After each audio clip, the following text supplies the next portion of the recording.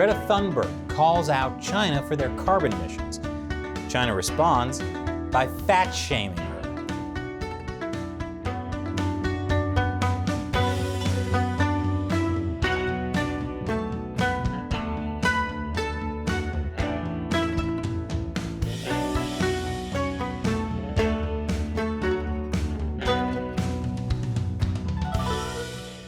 Welcome to China Uncensored. I'm Chris Chappell.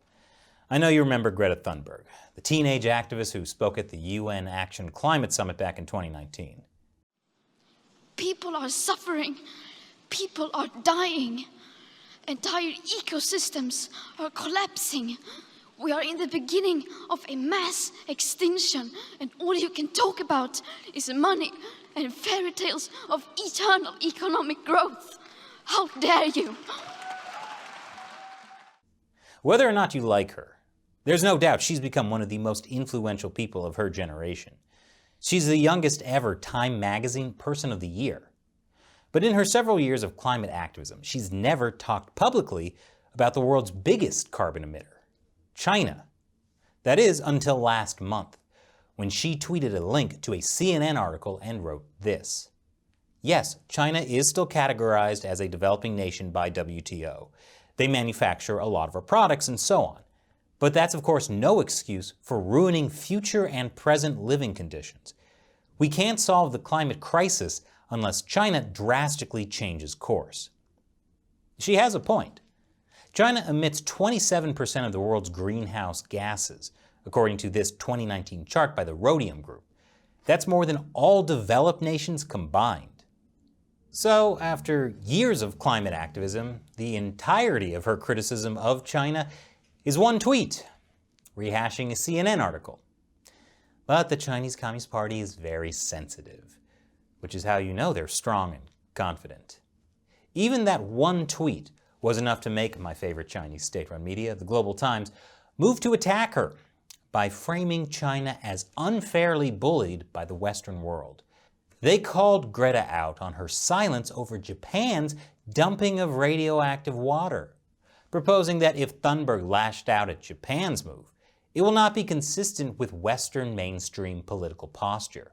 Therefore, to cater to them, Thunberg has remained silent in a bid to protect her own interests. Yeah, how dare she not point out Japan's dumping of radioactive water? Except for that time she did. And that other time she did. But maybe Chinese state-run media didn't see those tweets, because Twitter is banned in China. Although that doesn't seem to stop the Global Times from having its own Twitter account. But enough about Chinese state-run media's hypocrisy. This is about Greta Thunberg's hypocrisy. The point is, she's a double-standard environmentalist and a puppet of Western politicians. You know, the ones she routinely criticizes. A few hours after that article, the Global Times doubled down with another one that denies China's carbon emissions and belittles Thunberg's understanding of climate change. Thunberg, who at age 15 started skipping school on Fridays for her climate protests, is merely 18 years old this year. She is short of sufficient academic knowledge study and lack of sound self-judgment capability. Girl like her is prone to be affected or even manipulated by some political forces. Academic knowledge study. Girl like her is prone to be affected. Sounds like the translator also skipped school on Fridays. And other Chinese state-run media joined in on the group criticism. China Daily called Greta Thunberg a Swedish environmentalist princess who should reduce her own carbon emissions. Wait a minute. Is that a fart joke? The princess had never planted a tree or planted a piece of grass in the desert. Instead, she ran around. She held a lot of protesting cards, which polluted the environment. Yeah, unlike China, which has planted 20 million trees in Xinjiang. Yes, the Communist Party is planting trees in an area with almost no water, attempting to transform a desert into a forest. See? China is a leader in climate change. But China Daily continued to attack Greta Thunberg. They posted this unflattering photo of her saying, although she claims to be vegan, judging from how she looks, her carbon emissions are not so low herself. Oh, okay, it's not a fart joke, it's a fat joke. Stay classy, Chinese state-run media. This is a common tactic for the Chinese regime.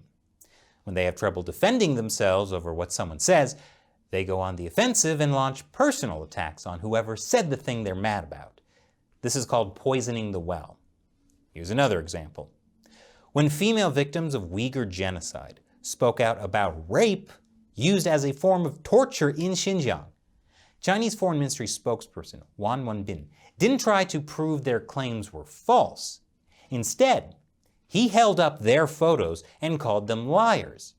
He said one was morally depraved and of inferior character, and accused another of adultery. Here's another example of poisoning the well. During Taiwan's 2016 presidential elections, Chinese officials did whatever they could to criticize Democratic Progressive Party candidate Tsai Ing-wen. But instead of pointing out flaws in her policy, they claimed Tsai was incapable of leading because she's an unmarried woman with no emotional burdens of love, family constraints, and no children's concerns.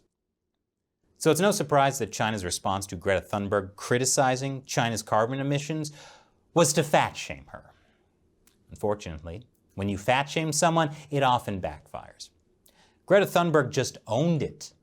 Being fat shamed by Chinese state-owned media is a pretty weird experience even by my standards, but it's definitely going on my resume.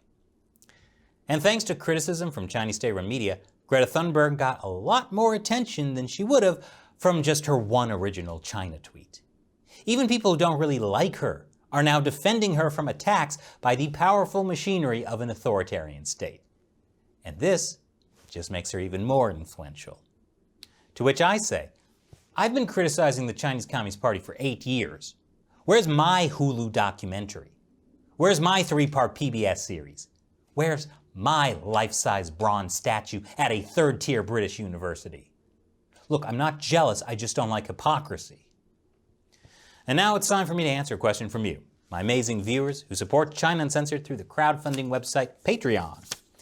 Travis Friesen asks, with China being a near-Arctic nation, do you think it will stake out claims in the Arctic in the same way it tries to claim the entirety of the South China Sea? Yes, Travis. Yes, they will. And I can predict this with confidence because it's already been happening.